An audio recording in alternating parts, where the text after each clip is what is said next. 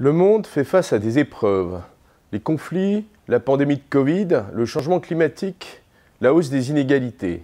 Elles affectent les populations, en particulier les plus pauvres et les plus vulnérables. Pour prévenir les conflits et consolider la paix, la France s'engage pour un multilatéralisme plus efficace et plus inclusif. C'est pourquoi elle augmente sa contribution depuis plusieurs années au Fonds de consolidation de la paix des Nations Unies.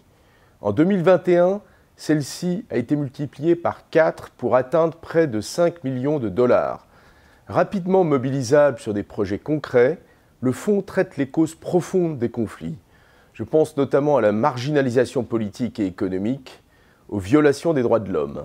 En investissant près de 180 millions de dollars par an dans plus de 40 pays, le fonds répond par exemple aux défis posés par la transhumance ou par la gestion des ressources naturelles dans le Sahel et en Afrique de l'Ouest. Il accompagne la mise en œuvre des accords de paix en Afrique centrale.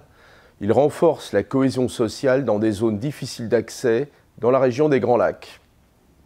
Via le Fonds de consolidation de la paix, la France soutient des solutions inclusives en partenariat avec les acteurs locaux et la société civile.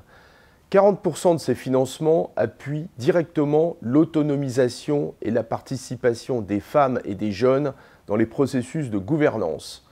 Enfin, pour prévenir la réémergence des conflits, le Fonds de consolidation de la paix accompagne les États en transition. Il prend le relais des opérations de maintien de la paix afin d'en préserver les acquis. La France est fière de figurer cette année parmi les 12 plus grands bailleurs du Fonds de consolidation de la paix. Elle continuera à investir dans cet outil majeur du multilatéralisme au service d'une paix durable.